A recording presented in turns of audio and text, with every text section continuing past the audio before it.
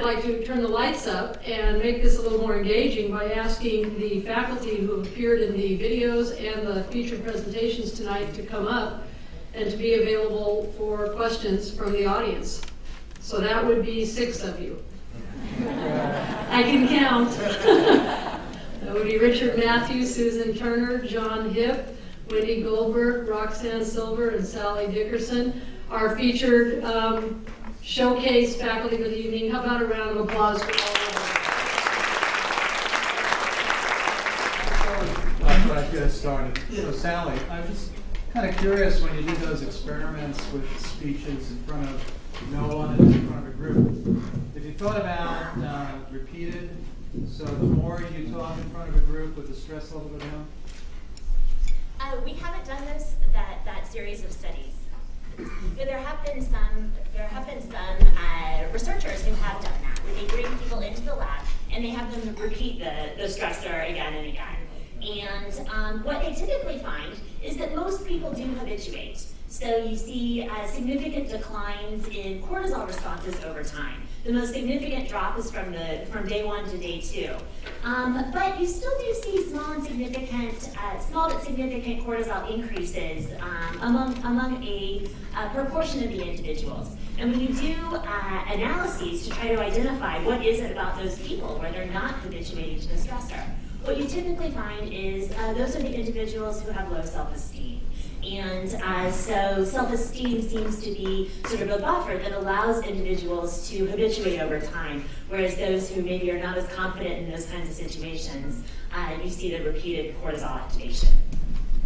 Maybe too early for this result, but I'm wondering if you're yet able to determine any parallels between the post-disaster situation in Chile, the Chilean earthquake, to something like Hurricane Katrina in New Orleans. Are there any parallels that you could identify at this point? Well, I didn't study Hurricane Katrina, but I did study the September 11th terrorist attacks.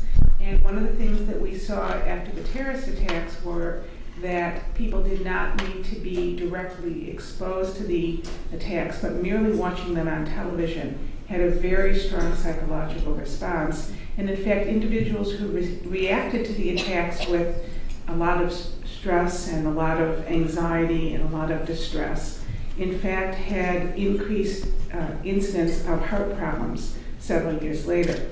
Now, in the research that I did in the United States since after September 11th, I was able to see that people did not need to be directly exposed. We've just collected some data on several thousand people in Chile, and one of the things that we're seeing is that the rates of post-traumatic stress outside the epicenter are very high. In fact, in Santiago, the rates of post-traumatic stress were much higher than one would expect. Those individuals were not in the epicenter.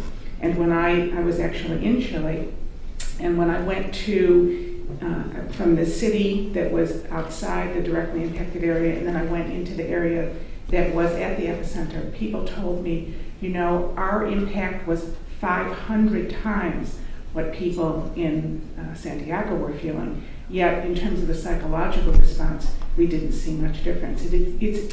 If one experiences an 8.8 earthquake and your entire building sways for 3 minutes, even if you're not directly getting that 8.8 shock, it can still have strong psychological consequences.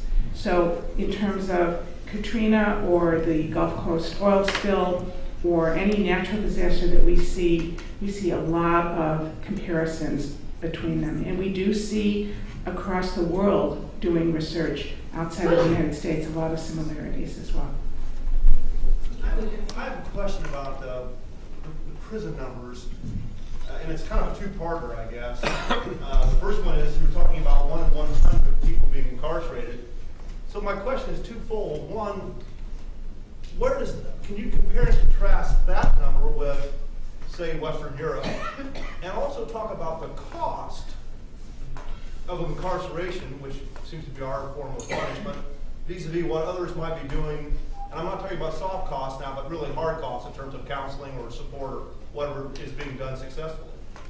Well, the figures of 1 in 100, and I wish if my mother was sitting here, she'd just be wringing my neck for my noun verb agreement, but 100 is incarcerated. That's from the Pew Foundation, that's sort of nationally, and it does vary by region. We have a very high incarceration rate in the United States. California, even though we have about 167, 170,000 incarcerated, the largest number in the United States, our rate is kind of in the middle. We're kind of regular in California in terms of where the percentage of the population that is incarcerated. But the United States vis-a-vis Western Europe, very, very high incarceration rates. Only that some of the other third world, what people might call the developing countries have some, and some of the Arabian countries have very high rates. So we are really a distinction of having such a very high rate. Now, in terms of alternatives, and the costs are very high. In California, the budget for the California Department of Corrections and Rehabilitation, which manages 100,000 people on parole and 170,000 people in the prisons, was generally about $10 billion, and we're now about at 8.8, about $9 billion, depending on the cuts. And of course, we don't have a budget, so we spend an enormous amount of money in this. It's a fight between the UC system and the Cal States and the prisons in terms of who's going to get the dollars, and we're all very cognizant of that fact. So that the costs are very great, and in California, of course, most of the costs are capital costs, but it costs basically $50,000 of our taxpayer dollars per year per offender to incarcerate them in the state. That's a lot of money, and what people are often trying to do is to find alternatives to incarceration. The research on alternatives to incarceration is not as silver bullet as people would like. We would like to be able to have incarceration alternatives that are inexpensive and very effective. But generally, alternatives and things may change your recidivism rates by 15%, maybe up to 30%. So we don't have a lot of room for improvement, but it can have some cost implications. So it's a hard puzzle because, yes, we incarcerate a lot of people. We should be trying alternatives that are not incarceration.